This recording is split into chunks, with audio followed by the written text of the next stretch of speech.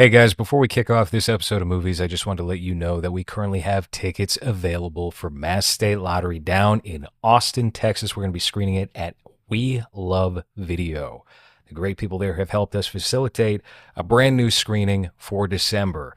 We're going to be showing the film with an introduction in person from Jacob A. Miller, aka the cinematologist. He's been on this show 20, maybe 30 plus times. He's a producer on the film. He's a featured actor in the film, and he's also directing a movie that's coming out next year called Rarer Media that features one of the principal actors of Mass State Lottery, Nicholas Joroff. You can get a picture with him. You can say hello. He's going to be telling a little bit about the production, the principal photography of Mass State Lottery, what went into that. So head on out, buy these tickets today, mslfilm.com/tickets for the loyal, dedicated listeners of this show who are hearing about this for the first time by listening to my voice right now. Type in at checkout SW Christmas and you will get 10% off the ticket that you're paying for. How about that? 10%. Only for you. Only for this person right here. Your ears, my voice, my tongue, my kisses. mslfilm.com/tickets. I will see you out there. No, I won't. I'm not going to be there. But spiritually, I will feel you in the presence of my film, Mass State Lottery. Enjoy. This is Movies, a podcast about the act of cinema, and with me today, he was burned at the stake. It is Hans. Hello, devils and angels out there. Hi. Who's an angel? Who's an angel that I would don't listen to know. this? I don't know. I know Isn't who an that angel what is Raltard in the Discord. Shoutouts to Raltard. Is that who? No, I just like that guy. This episode is actually brought to us by somebody named Benjamin. Ben, thank you so much, Ben, for this episode here. He sponsored the show for the very first time ever to have us talk about a Ken Russell movie. And I don't think we've talked about a Ken Russell movie on this podcast. We did talk about Altered States on Civic TV once upon a time, back in the day. I don't know how I feel about Ken Russell. Ken Russell is one of these big, explosive English auteurs that had a good run in the 70s and I guess the 80s, and then not much after. Was it even?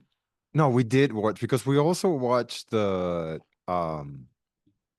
Alter State remake. Remember? There's no Altered States remake. Yeah, remember Black Turd States. What? Remember how they remade it with black people? Am I thinking of a different? You're movie? definitely thinking of it. You're thinking of the Honeymooners. Are you sure they didn't do Black Altered States? What would be the black version, and how would that play a difference at all? Wait, what am I fucking thinking of then? Remember that a couple of years ago there was a movie about a guy that does like heroin or whatever, and he gets with a prostitute. That's Jacob's Ladder. Holy shit! I completely forgot there was a Jacob's Ladder. That's yeah.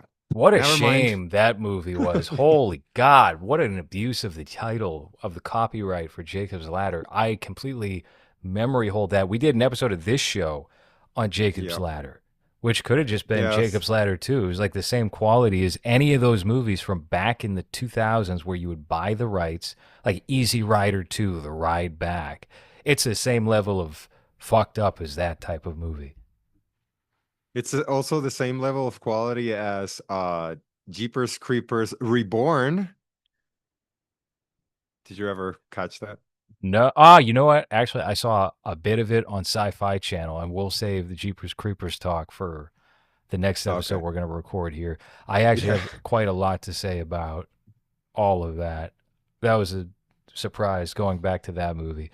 Yeah. Yeah. I took a chance and I was like, let me see how bad the remake is, because I saw, well, I should save it, but I saw that it was like considered one of the worst movies ever or whatever, and I made it 10 minutes in. It's bad. It's really bad. It is seriously bad. That is unquestionable. It makes you crave the pedophilic touch of Victor Salva on the franchise. Yep. And Kid Toucher is talented. Which, by the way, to his monster. Anytime you see a Hollywood story about somebody who's been in trouble for anything sexual, bad, whatever, I just picture like a 16-year-old teenage girl, 17-year-old teenage girl, like right on the line of what would be in the US or in most countries considered legal or not legal, right? It goes state by state. Victor Salva's story is like he groomed, what was it, a 9-year-old boy? Fucking really horrible. And it makes me feel I'm sour about Coppola and I don't want to, but like, how can you not? Coppola's like, oh, prison will do so much for you. Don't worry about it. It'll be a life lesson. So maybe he just, I don't know. I understand that was his protege, and you don't want to like give up on your protege, but if they're grooming a boy, I don't. If they're grooming any Well, child especially in single digits, get the fuck out of there, man. What are you doing? was he his protege after that happened or Kinda, during? kinda. Uh, Yeah, he still produced Jeepers Creepers and Jeepers Creepers 2. And that was after prison time. But we'll save all that for the Jeepers Creepers yeah, episode. There's so much to say yeah, about that. Ken Russell is a different kind of horny, a safer kind of horny, yeah. unless you're in the 1700s, right? And if you're in the 1700s, I don't know, you're a witch if you get an erection. It's it's a more psychedelic type of horny, I would say. You ever see A your more boner and just start screaming, witch, witch? yeah, a more drug-induced why am I hard boner. I think it's what I get from him because it's still I feel like whatever I've seen from him, it's still weirdly horny, but it's like drug creepy horny. You know what I mean? Like this Mm. is not just a regular person that's horny, it's someone that's under the influence and like there's a sunflower coming out of their penis or something like that. You know what I'm Yes, I guess so. I don't know. It's kind saying? of the prototype for what Panos Cosmatos would go heavily into and make a more bombastic style. Ken Russell is still bound to a more like novelesque approach in how he chooses to tackle these stories and the subject matter that's in his films. And sometimes these movies that he does, they oscillate between kind of dull and then too over the top. And I'm thinking about a movie Yeah. called The Girlfriend of his from 1971 that I watched, which did that frequently. And I think it might be the worst movie I've seen from him. Altered States, I think, does a very good job of keeping it interesting all the way through, but they also Mhm. had Patty Chayefsky writing the script to that. So you had a very talented, very distinct screenwriter working with one of the great maximalist visualists of the time. Uh, and no matter what, it was going to be something that was interesting, even if it wasn't a success, right? But it was a success. Then there's another movie called Crimes of Passion from the 1980s with Anthony Perkins and Kathleen Turner that I think is very interesting to watch. And Perkins plays like a Christian serial killer who murders whores. Um, so I like Ken Russell's work enough from what I've seen of it. How familiar were you with his filmography before checking out The Devils?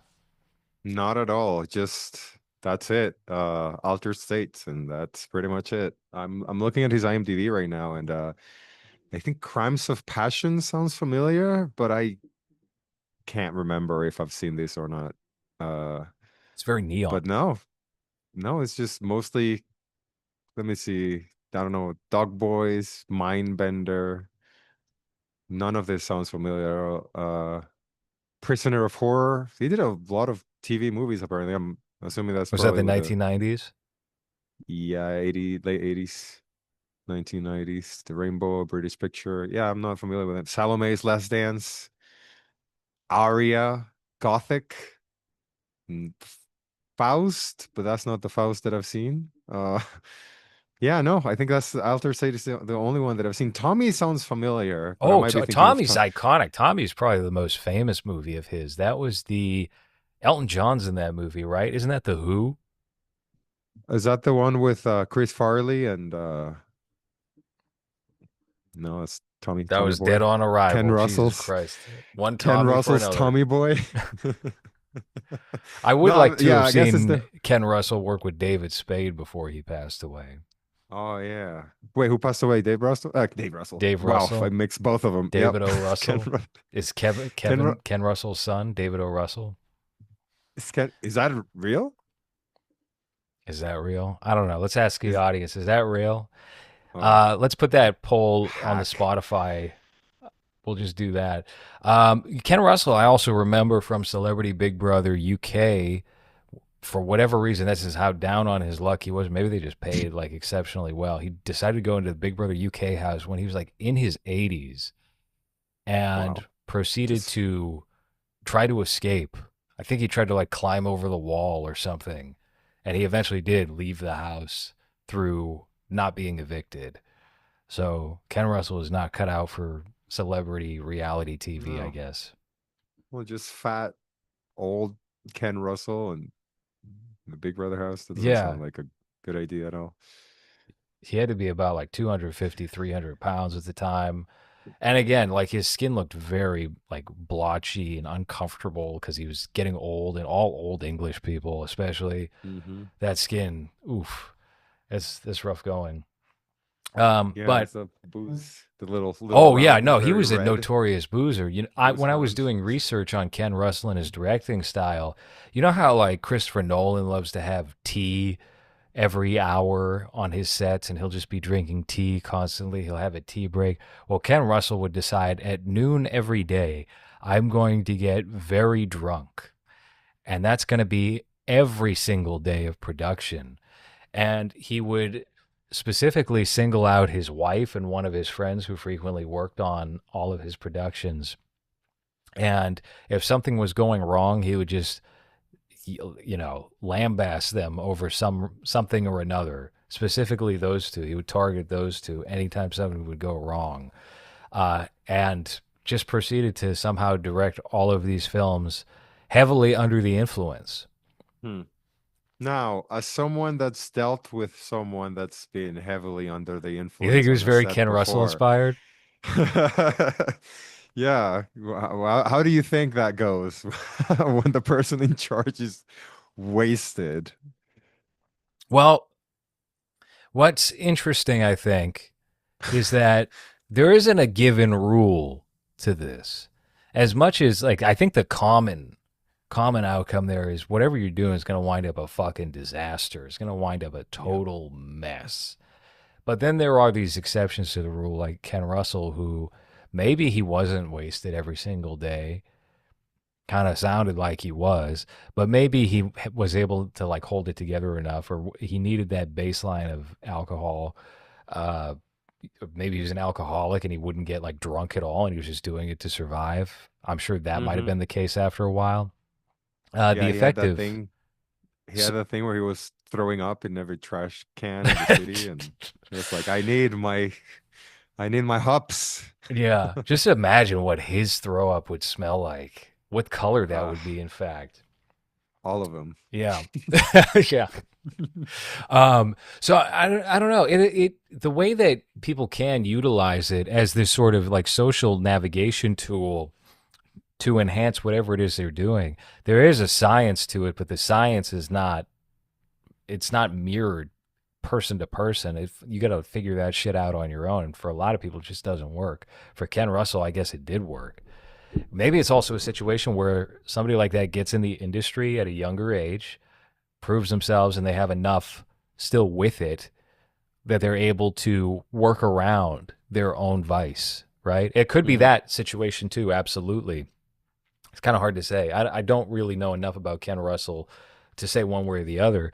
What I do know is that he managed to at least make good movies up until the 1980s. Yeah. What was his first directorial effort? Like when did he make his premiere?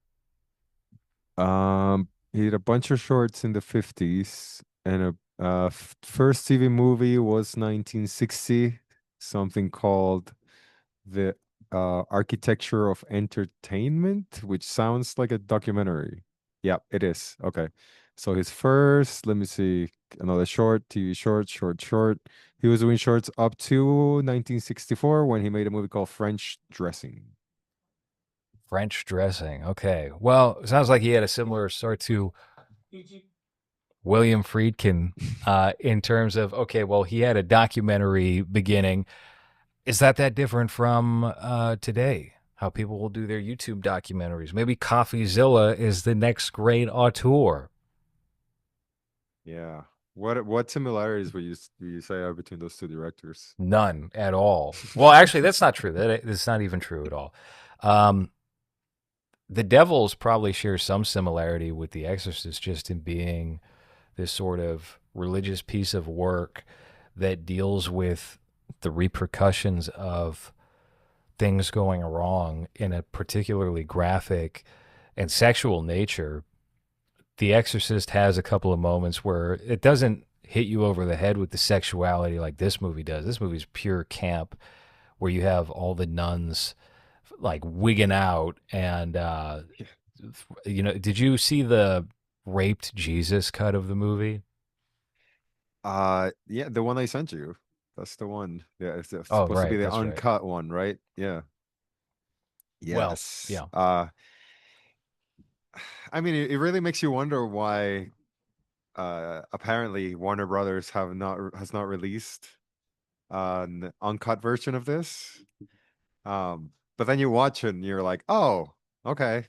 I understand now, I think. I get it. But then again, didn't I mean, I don't know if it's Warner Brothers or whoever owns this, but didn't they just put out like a cut of Caligula without all that stuff, right? But did they they also put did. one with the stuff? Well, here, no, Caligula was originally released untampered, and it was Hmm. pornographic. It was over the top, and then the new version was, let's make it a good movie. Now we made it Right. Well, very, controversial film. Why don't we make it a good movie? And they found all these better takes of Malcolm McDowell and everybody else who acted in the film, and they improved it. By the way, you have one Caligula actor, that androgynous looking, skinny gay guy, both here and there, playing similar characters, very naughty yeah. boys. Yeah. Yeah, I got a lot of Caligula vibes of this. It's not as big, it's not as like mm, It's not as I don't want to say gaudy. yeah, it's not as flamboyant, but it reminded me of a lot of scenes reminded me of everything that happens there. I was also reminded of that hacky movie that people pretend to like, Salo, Yes. because of how graphic it is, but that movie's a piece of shit. I like this a lot better. I haven't seen Solo since 2006, 2007. I watched that right out of high school or around high Yeah. school on a beat up laptop in my bedroom in the hood. I watched that and Come and See in the same week. And it's funny to see them now both become memes. And I was thinking that around like Yeah. 2020, 2021, when we hit the apex of that, where the Come and See face was suddenly a meme. That was, I don't know, that was crazy. Um, the Devils, weird to think that this is a Warner Brothers picture. Apparently, they felt ripped off by Ken Russell. And there's not a whole lot of difference between the script, according to the screenwriter, and what was presented in the film itself. So maybe they were just playing a little fast and loose over there at WB. What did you think of Oliver Reed as the lead character in this movie? Great mustache was the first thing that I thought. He reminded me a lot of like a young Stacy Keach with that mustache. Um, yeah, very. I think I didn't dislike any of the performances here. Like everyone gives a very over the top performance that fits everything that's happening. I think if you had a more subdued characters will feel out of place, and everyone goes fucking wild in this. I can imagine how much fun it must have been to shoot something like this, an actor, where they're just like just whatever you think the highest you can go, that's what I want, and you get that from pretty much everyone here. Do you think that this movie deals with the subject matter the best for its genre of like, here is religion being tainted and it backfiring in a certain sense. Well, it definitely deals with it in a graphic and visual way that I had not seen before. Because even though it does have the those tints of like, or I think it does have those tints of Caligula and Sallow. This movie still has this very particular visual style that I think, and I'm just saying I think because I've only seen another Ken Russell movie, but you see that in Altered States too. A lot of playing with backgrounds and playing with weird shapes and weird things on screen, and the way that everything is constructed is not, your typical building or the typical way that everything looks.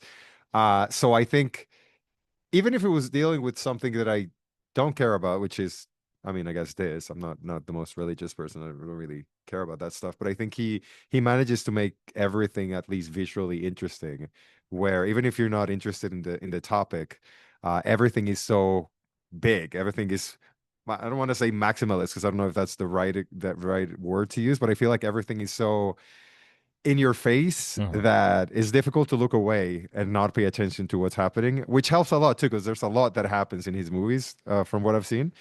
But I think, at least from the visual angle of it, I don't think I've seen a movie handle this topic in a way that at least looks like this. I feel like these type of movies are usually shot more straightforward and not so.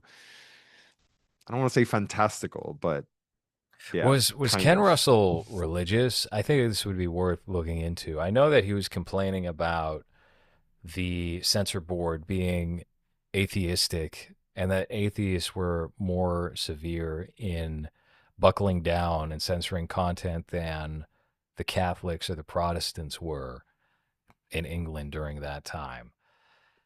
Uh, Um, Apparently he was Roman Catholic, but I can't find anything about him being like intense about it. all right. Well, I guess who wasn't back then, right? Or Yeah, most of England might have been Protestant. You would know better maybe. than I would. I don't fucking know anything about religion. I just know that everyone's Catholic here. Well, not everyone, Well, but everybody's like Muslim that's like now. not yet. There's a lot of Chineses. The Chineses are the first ones, but we'll get there, just like the rest of the world. Right. Well, I would say that I enjoyed this movie on the whole. Unfortunately, I wound up getting a copy of the film that was not the film at all. There was actually some Polish movie released in the same exact year. And if you try and go through any of the conventional engines to track this movie down, that's what you get. You get some Polish movie. I was like, what the fuck? It's not even subtitled. What am I supposed to do No, here? no. And it's also very intense at the beginning. Like it's just a guy just going crazy. And I was like, what the fuck is this? And I was like, Ken Russell made a movie that's not in English? I was like, wait, I thought he was British. And then I looked it up and I was like, oh, that's not. I was like 15 minutes in. I was like, this is not the movie I'm supposed to be watching. I couldn't even find subtitles that synced either. Nope. So who knows what the fuck that movie Well, is? Or you realized faster than I did. I did almost a whole half hour of Polish film before I got back on track. Yeah, where I, were you? What were you waiting for? Were you waiting for them to all of a sudden start speaking English half I an thought hour I don't. in? Yeah, I thought. All right. Well, this is setting up what's going to happen later on, right? So we're in Poland. They're talking Polish, but it's only going to be for this because I know Oliver Reed's in this movie, so he's going to show up, and then at some point, it's going to route into what the movie is, and then that just never happened. I started skimming Yeah. throughout, and I was like, wait a minute, we're sticking with these characters. Oh, all right. I got to jump ship. I got to get the fuck out of here. So, Yeah, I Googled it because I was like, that's the thing that I was confused about because I can't think of any English speaking directors that make foreign movies. Only the guy that does The Raid, who's like from Wales. So they speak like a goofy English to begin with. mhm. But everyone else just makes, movies in their language. So when this 10 minutes in and it didn't switch to English, I was like, am I watching the right? I don't want to finish this. I started looking for subtitles, none of them synced. So I was like, am I gonna have to like figure out what happens by remembering what they say 30 seconds before they say it? And I was like, this is gonna be difficult. And then I Googled it and I was like, wait, this is not a a gay flamboyant religious movie. It's just a guy losing his mind in like Poland. Hmm. So yeah, I looked it up and I was able to find it on Google because the torrents were not this movie at all. Nope. No, no, they were not. So Oliver Reed, I think, is a pretty stellar leading man in this movie. He's in the same bracket as somebody like Richard Burton. But Hmm. Richard Burton drink himself into an early grave because he was married to Elizabeth Taylor for several years, Let's something like see. that. Death.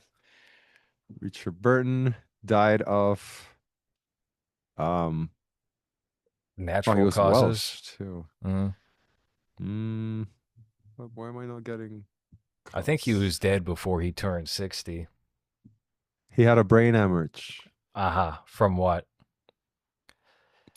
From Johnny Probably Walker, from probably. probably from yeah, it's not gonna tell me. Yeah, he Well, was an alcoholic. who lasted longer between him and Oliver Reed? Because I feel like Oliver Reed does not appear in movies in the 90s and 2000s. So let's see. Richard Burton, he said he quit drinking in 1981, but then he started drinking again. Ah, Yeah. classic. And yeah, cerebral hemorrhage in Switzerland, caused indirectly by his years of abusive drinking. He was 58, Oof. very young. Yeah. Let's see, Oliver Reed. He's dead too. Well, I would assume so. He's like Yeah. 45 years old in this movie. He had a myocardial infarction. I don't know what that is. Oh, alcohol. Yep. Yeah, Well, but that makes this, sense for that type of build, right? Because he's got a strong man looking build, yeah. which is not pure muscle. He's got some fat on there. And it's not really like fatty fat. It's more like my liver's expanding, so I look more Yeah, barrely. it's hard belly fat, you know. It's and also there was no one with muscles in those days, right? It was just barrel chest was the muscles of the day. You know, you Hmm. have Clint Eastwood being like, "Yeah, I'm badass," and he's like on 180. Yeah. He's not even fake at all. So yeah, whenever you would get fake actors, I guess there would just be alcoholics that were bloated with a hard belly. But Oliver Reed, so I guess his alcoholism went to his heart and That's probably Richard Burton better, was right? That's the better way to go the instead of a heart. brain aneurysm. I think if the brain aneurysm kills you immediately, that's probably better. Because if your heart is just shitty for years, that sucks too. Well, I'm You just know? thinking in terms of the level of pain, I feel like any chest pains I've ever had are not as bad as any head pains. So if you're going with like the most severe head pain versus the most severe chest pain, and the chest pain will probably be dragged out for a while. Like Kevin Smith, I remember he told the story about how his father died, and he's like, "Yeah, my father died screaming." Oh It's just like, fuck. oh my god, Jesus Christ, it's fucking horrible. But Jesus. you know, Um, well, apparently if you have a brain aneurysm, you get a thunderclap headache, nausea and vomiting, oh blurred yeah, vision, seizures, loss of consciousness, uh your eyes get droopy. That's funny. Stiff neck. Yeah, so that seems to be. But how long? Like, if you have an aneurysm, isn't that something that you need to take care of immediately? Like, it's like a stroke, right? it kind of sounds like a stroke. Yeah, I mean, a stroke won't kill you as quick as a brain aneurysm. Brain aneurysm's like you're frying the fucking circuit for good. Or that's the intention. I mean, you can survive both for sure, but Yeah, I feel like brain aneurysms will also like trigger strokes. So that's probably not uncommon. You'll no, remain fucked up from because it's a hard it's brain reset. bleeding, right? Yeah, Brain bleeding, just something breaks, your and then you just brain's have a getting turned into scrambled eggs for a couple seconds, and a wet brain. mm, Ugh, it's terrifying. Fuck. so that one I remember definitely when sounds much worse. I think I'd rather die screaming in an emergency room. I guess if I had to pick between that and what you described, just the nausea alone. I'm not a fan of nausea.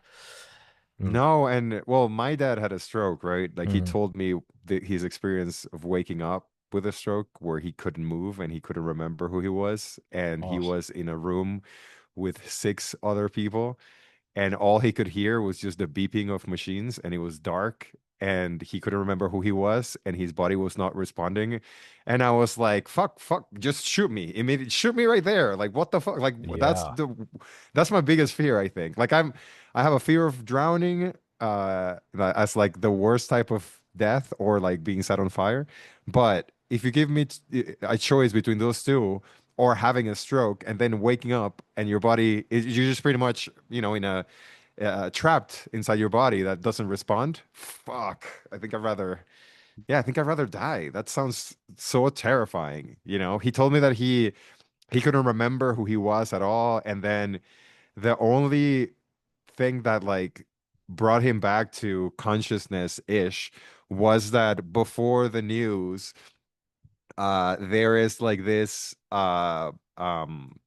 prayer that goes out on like local TV here, that they do like a little song with a prayer or whatever. And he said that he started remembering that, and little by little he started remembering things about his life. Wow. But yeah, imagine waking up at 3 in the morning in a hospital. You don't know what's going on. You don't know who you are. You don't know where you are. All you see is the little lights from the machines because it's dark, and you just hear, I guess, the of people fucking breathing, or like if someone's screaming because it hurts or whatever, and you're just there like, what am I? I'm inside of something. I can't move. That's fuck That's that. fucking Like that's horrible. ugh, that's yeah, a nightmare. Damn, Horrendous. that's that's horrible to like grab hold of something familiar and gradually have to piece back your memory of Yeah. everything. Meanwhile, you're dealing with this in like a foreign environment that maybe you can't Hmm. immediately recognize. And worst of all, you're surrounded by other people.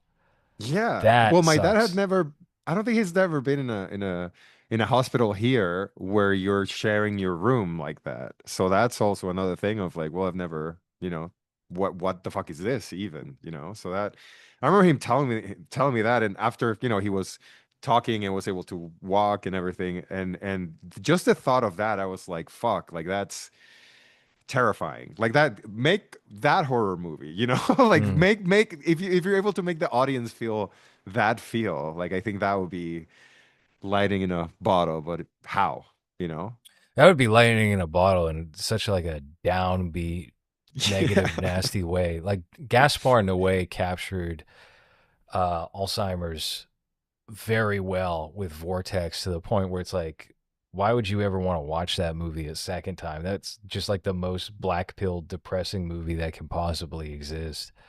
No. But, you know, I uh, know. I never saw that, and I think it was probably because of that. Because I think you told me what the movie was about. It was just what, an old man and his wife, and one of them is losing their mind or something, one right? of the, yeah, she's losing her mind gradually, not in like a chaotic way, but like she'll go wander down the street and then that'll trigger in the audience the same type of anxiety as what the lead character, the old man, should be feeling Yeah.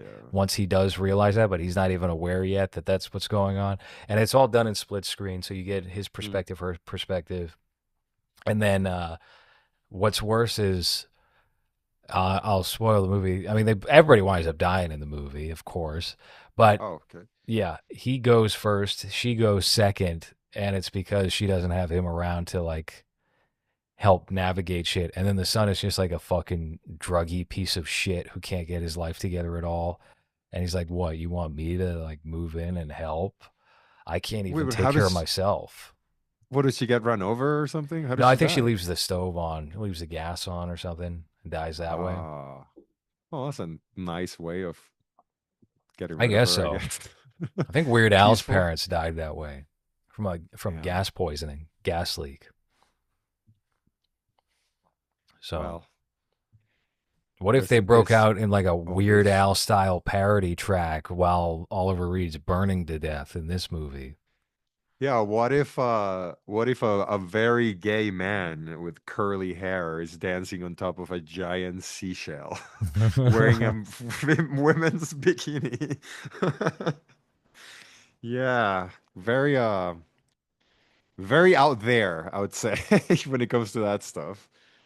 Very graphic. Fucking Do you Craig want to Russell was a freak. break down what like the general movie is about, which we didn't even really talk. I think we just started immediately discussing all of the elements of the movie. This is something we do not do often enough when we're talking about a film, especially an older movie. I think would probably require that to just give like what this movie is, because most of the audience, I'm fairly certain, just listen because it's you and I hosting. They don't really have an attachment to the movie proper. It's just, oh, this is the Low Res and Hans show, and they're talking about something today. Because I saw that somebody bought Castration Movie because of those episodes I did with MLH, which I Oh, hope you don't regret that decision. I mean, it's a cheap decision. It's only like $5, and you get like 10 hours of movie. But if you don't like it, I don't take responsibility for that. yeah, I don't know. 10 hours of movie sounds horrible in every way, even if I like it. So, I don't know. Do you guys talk a lot about the movie? Is that what you're saying? For the Castration Movie Hmm. episodes, yeah, Yeah. yeah. We talked about the movie at length both times because there's so much fucking movie to dissect. Well, The first movie is 4 hours. The second movie is 5 hours. And the second movie, especially, it's just such a big fucking waste of time where it's just all these like artists, New York types, free trans people, Betsy Brown hanging out in some like apartment pretending it's a cult. And when like the highlight of your movie is Ivy Woke, you know you got a problem. yeah, I saw MLH's comment was that, oh, she saves it, and I was like, I can't picture her saving shit. Like that sounds like she didn't. So the Devils, it's supposed to be what, like a historical, It is. like This is all based on real events that happened in the reality. 1700s. So it's the story of, what's the name? Urbain Grandier, who's a priest, and he's accused of doing witchy shit, right? And then there's a lot of witchy, sexy, horny shit, a bunch of political nonsense that happens, and it's like a creepy representation of religion, I guess. But yeah, it's the story of this man, and also, is it his sister? Is the nun his sister, or is it just a nun? The The nun? the one that No, it's goes just a nuts, nun. nuts, yeah. It's not. Okay, I don't think it's his sister. No, and who's just he's very horny, but like completely repressed. So she just yeah. flips out. Well, right, yeah. This was before we all came to the conclusion, I guess, that nuns are just clearly lesbians, right? Mhm. But yeah, and he's trying to deal with his own like sexual you know, proclivities and all that as well. But he's clearly the only person who is noble in this whole infrastructure of power, and it gets very quickly tainted for political means and for spiritual means, to the point where once he's out of the picture, they waste no time in beginning to demolish the city that he's Yeah. trying to preserve and protect. But the people don't give a shit. The people are just cheering. They're succumbing to their base impulses as he's being burnt at the stake and called a witch or whatever, which reminds me so much of today. Just like the behavior of today feels so one to one with the crowd of this movie. It's just like, yeah, nobody like gives a shit about thinking 3 steps ahead at all. Everything is just like the next step, and who Yeah. cares about the rest? I'm pissed off now, or I want to be vulgar now. Let me release that urge. Yeah, I'll figure it out later. Right. I'll deal with it later. I'm glad that I've grown out of that. I think I sent you guys a message a while ago that I don't think either of you guys acknowledged, you or Jerry, but What was but the message? When was this one message? so and he's gonna hear this, so who cares? So we have this listener from Britain. His name It was is Jake Kieran. Hanrahan. Oh, I'm gonna name him. His name is Kieran, and I'm just gonna name him because I didn't do this, but I wanted to, but I didn't. I saw he posted pictures of him on his wedding, and I was like, "Oh, nice, he got married. That's cool." And my first instinct was to say, "Oh, nice dress, faggot," because he's from Scotland and he's wearing what is it called? Quilt? What is it? A Kilt. quilt, right? Yes. Kilt. Kilt. Yeah. So my first thought was to write, congratulations, nice dress, fag." But then I saw the comments and everyone was so sweet and so like, "Oh my God, I'm so happy for you." That I was like, I don't want to be the first of all, I don't know this guy. Like Yeah. I'm sure they're all his friends. And he's like, who's this bald guy from not here? That's just being an asshole. And I was like, let me just not do this. And I just didn't. And I was very proud of myself for not doing that because a younger me would have done it and then just have to apologize. So Kieran, nice dress, faggot. Congrats. Wow, congratulations, Kieran, on your wedding. That's fantastic. Look at that. It's not often you get a congratulations on the movies podcast. Yeah. Uh, So I guess I've grown out of that thinking, thankfully, of like, let's maybe give it a second thought before you open your mouth and then just have to deal with the consequences. And again, I'm sure there wouldn't have been any consequences. You could have just seen the message and deleted it or whatever, but I don't know. I had a moment of like, yeah, this is just shitty. Like I'm just being shitty for no reason just because because I don't wear skirts and there's goofballs Not over there too. publicly, no, Yeah. No, but just at home because it's comfortable to feel the breeze it's under my loose. It's balls. nice. Yeah. Keeps you agile. I like to Yeah, bike you can. ride in a skirt around New Yeah, York yeah. City. Like to twirl around the room. I like Just to I ride can't my stare. bike around the Latino construction workers in my skirt and just wait for one of them to catcall me and go, Yeah. haha, that makes you gay, not me. That's what I like to do in my downtime. Yeah. Not me. I don't, but I hear you. I Well, guess we all need a bit of a self-esteem boost once in a while I from fucking suppose. Carlos at the construction site. Well, the Devils. It's a fine movie. I heard that Oliver Reed, he got tied to this post, and they lit a fire around him for real. And when the wind would blow in his direction, he was actually getting burnt. And so they had to design a trap door in case the flames got to be too much. It would just drop him underneath, which in 1970s filmmaking, I would have to assume it literally probably just dropped him as he was attached to that stake. And whatever Yeah. happens, happens when you arrive at the bottom, right? You have to get back surgery afterwards or hip Yeah, surgery or something. Yeah. that would be Isn't another that thing to have in common with Friedkin. Well, that's yeah, exactly. That's just 70s filmmaking, right? Like what who was it? What's the lady's name who got her back all fucked up in The Exorcist? Ellen Burstyn. Ellen Burstyn, yeah. Yeah, you weren't allowed to complain back in the day. Now, what is it? Millie Bobby Brown said that that guy was creepy or something, right? Isn't that That the whole thing? story is so confusing because they went and did red carpet shit and were genuinely friendly with each other and taking pictures with each other and not in like an awkward we're acting sort of way. And so the Daily Mail or whoever reported on this, maybe it was Variety, I feel like a bigger outlet actually covered it. Mm. They haven't had to walk back their statement about David Harbour.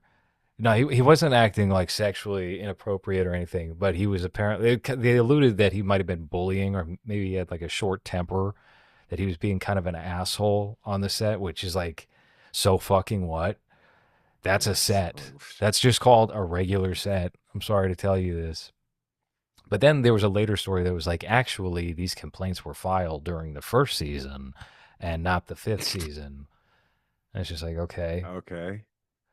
So he was bullying 9-year-old Millie Bobby Brown. Is that what we're to I believe? don't know. I have no idea what the fuck the actual story is, but clearly the real life behavior doesn't match whatever was written.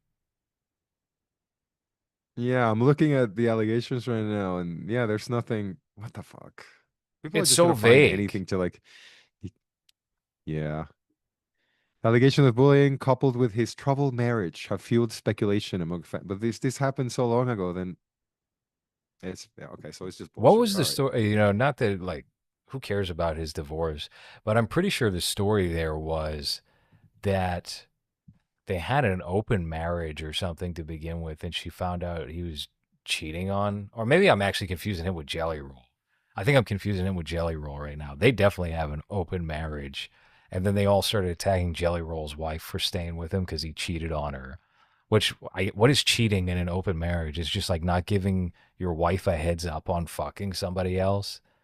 Yeah, that's what I'm reading right now. Is Lily Allen, the singer, and it says that it ended in December 2024 because she revealed in her album, her West End Girl album, allegations of infidelity and dishonesty in an open marriage.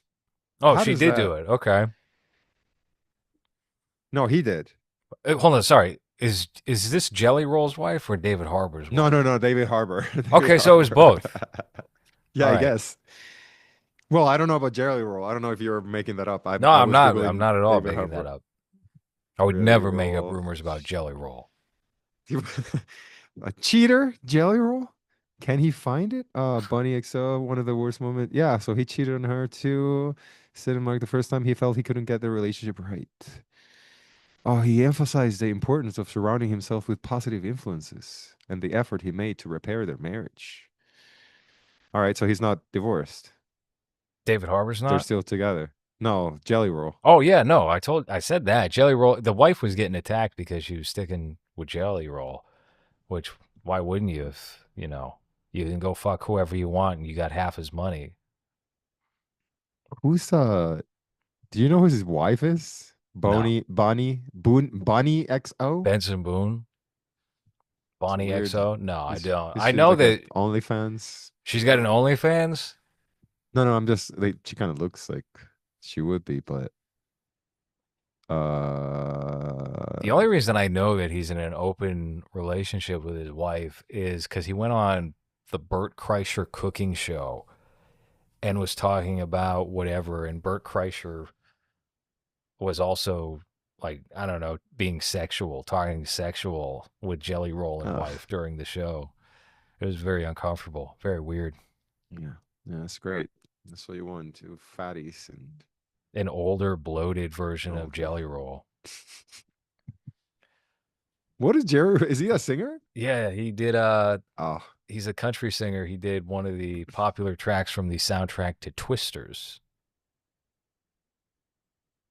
one of the popular tracks. That's a sentence. Okay. For the popular, why did you say the popular twisters?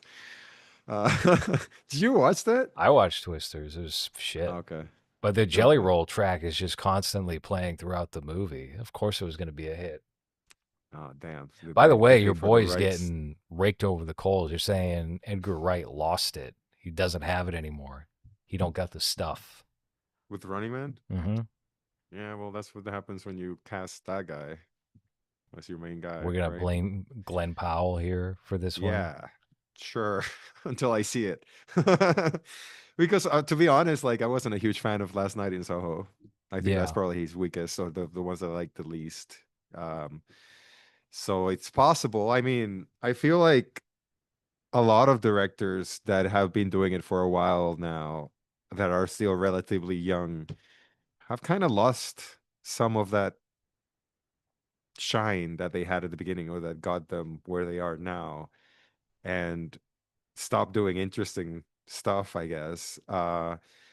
I'm thinking very particularly on Guillermo del Toro, even though his career in the States has never really been that great, I don't think. I think we are always at least 2 weeks ahead of everybody else on this because I'm seeing people finally coming around to the Frankenstein opinion of like Mm, this movie is kind of and the Edgar Wright thing, the conversations that are happening about Edgar Wright right now are things that we were saying on this show years ago. Where it's like, oh yeah, Ant Man derailed him, kind of stunted his career. Last Night in Soho sucks. Baby Driver doesn't really have style. And now this movie, The Running Man, everyone seems to be like, I'm very disappointed. I'm so disheartened to say that this movie is a flop, is a failure. It didn't work for me. They're being polite about it, but Everyone has jumped into I think Edgar Wright isn't good anymore. Hmm. Would Do you think that means that he still is?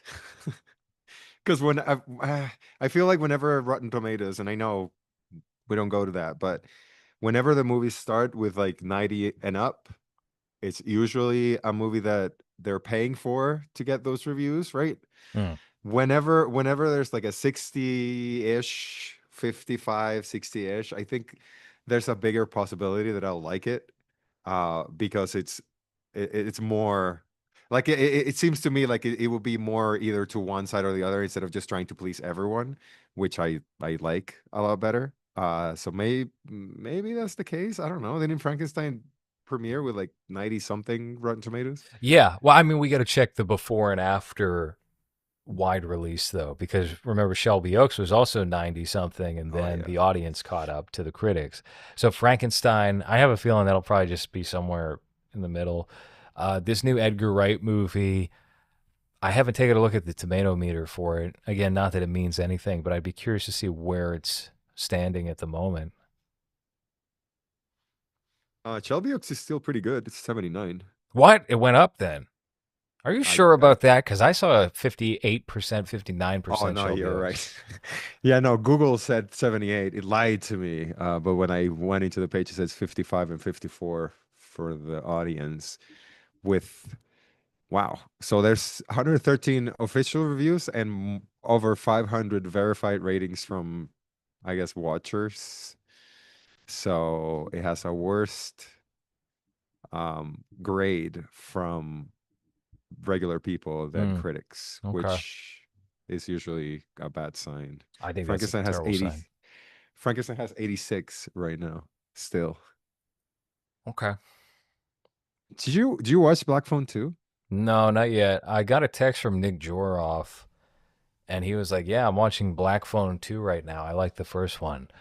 Okay, this is really horrible. Okay, I'm tempted to Oh, shut it off. This might be one of the worst acted movies I've ever seen. Hey, they kind of did a mass state lottery thing here. Oh no, this movie is shit. I hate this movie. All right, I had to turn the movie off 50 minutes in. I was like, isn't it just like an 80-minute movie? You couldn't do the extra 30 minutes? First of all, I didn't even know you watched movies, Nick. Second of all, Black Phone 2 is what caught your attention. That's the newest movie you've decided to watch. So I have it downloaded, yeah. but am I, eager to take a look? No, I'm Yeah. not. Well, I didn't even like the first one, so I'm just kind of tapped out on that stuff. Feels very the monkey. And I didn't like the monkey Well, you got either. another Osgood Perkins movie that's going to come out called Keeper in a couple of weeks. What is that about a little necklace that keeps a creepy picture inside and the picture has a curse and the curse is a tranny that likes to I don't know. That's as far as I got. Yeah. As far as I got. That's as far as I got. Well, Hold you on. have mostly a winning idea there for any studio, I would say. It's a But no, keepsake. I actually don't know what the movie's about. I think the woman that plays She-Hulk is in it, and she takes a bath, and then Oh, there's someone creepy walking around the house. it's a surrealist horror film. Okay. Couple who, after a romantic anniversary trip, encounter a dark presence. Cool. All right. Well, yeah. Good stuff. Good stuff from Osgood Perkins. We can't wait to see your next three movies. Yorgos, we thought it was impressive. He was doing one a year. Osgood does two a year. Yeah, and it shows. Yeah. Okay, Ben, thank you for sponsoring this episode on The Devils. I thought it was pretty top notch. It's always good to have an actually artistic, authentically decent quality film to watch, even if it's hard to track down, and not just, oh, Yeah. we're going to bait these guys today with a big old pile of junk. So I'll give you kudos for that. Your one and only sponsorship in the movies podcast uh, episodeography so far. Hopefully, you do another. Yeah. Did you at any point get any Peter Greenaway vibes of this? Oh, yeah, yeah, yeah. You know what? I think that might be the case just with any UK film from the 70s or 80s from a UK brain. The colors, the set design, costumes, they all have that feel to them. Greenaway, though, the one distinct thing with Greenaway that I don't think many others replicate or cross over with, he loves his big wide shots. He loves Hmm. super wide shots where you can make out every single detail of the frame and see every single character, and that'll be like a decent heavy chunk of the movie. So, Yeah, a um, lot going on yes, in for every sure. frame.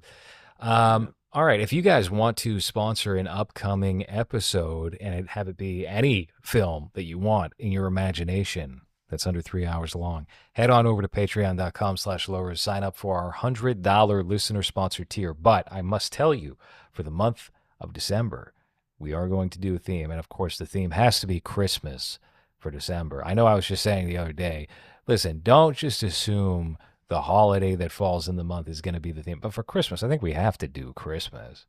Without Yeah. question, we got to do Christmas for December and Yeah. Hanukkah. And if there's a I mean, Kwanzaa movie, I think maybe gonna be maybe watching. Kwanzaa is actually the theme. This is what? How many? One Charlie Brown's? Uh I don't know. Yeah, that would have been gangbusters for Charlie Brown to bring Hell out yeah. his black friend to do Kwanzaa. I think it would just all be Tubi movies. Wait, you've never seen Charlie Brown's Kwanzaa? Is that? I thought you were making a joke. No, no, no, no. There's an animation that someone made in like 2010 or something, and they turned Charlie Brown black, and they made Kwanzaa, and the voices are very stereotypically. You should watch it. It's really Okay, funny. I'll take a But look at anyway. that. You know what? You can sponsor it for this show. We'll take a look at the movie on this podcast and talk about it. So we're gonna do Christmas for December, and then I was thinking I got another theme lined up for January already that will veer away from the seasonal vibe. Although we might undergo a format change in terms of the regularity of this show for 2026, because frankly, 2 episodes a week is a lot for any podcast. Most podcasts will give you like three in a month. So we gotta take a look at that because we're speed running. We did like well over 100 episodes this year alone so far. We hit episode 400 at the beginning of the year and talked about Mass State Lottery. We're on episode like 520 something. I mean, the last month we did 24, 25 episodes. It was fucking insane. So Yeah. more to come on that soon. In the meantime, if you want exclusive episodes, also patreon.com/lowers, you're going to get at least 3 or 4 episodes that are paywalled that you will not be able to find in the Spotify and Apple podcast feeds for quite some time. The last plug I have here is we are officially announcing, if you listen to the opening of the show, you already know, but we are going to be selling tickets for an Austin, Texas screening of Mass State Lottery featuring the cinematologist, your favorite, my favorite, the cinematologist live in person to introduce the film and say hello to all of you guys who show up. So head on over to mslfilm.com/tickets. I hear he loves hugs. Yeah. And he loves to be talked. Well, no, that's actually true. He likes to talk to everyone. He He really is a does. talkative That's boy. the He worst thing to does. bait Jake with is Jake actually could talk to everybody. Yeah, I'm just remembering the little Cuban man when we were shooting MSL, and the only one that was trying to make conversation with him was Jake. Very affable conversation with him, very Yes, friendly. He's just like, seriously. just let him fucking go. Just let him go. But anyway, yeah, go to Austin. To everyone that's been complaining about MSL not being shown in the South, here's your chance This is the to go see it. beginning. Southwest Christmas is what we're calling it. It's going to be held at We Love Video in Austin, and tickets are extremely limited. So go buy them now. All right. Do we have any final thoughts on the Devils before we wrap up this episode of the show? Yeah, don't watch with your parents because it'll be a very creepy, awkward movie to watch with them. So I would concur, especially yeah, if they're religious, I would assume. oh yeah, But all right. That has been movies for this week. Thank you for listening.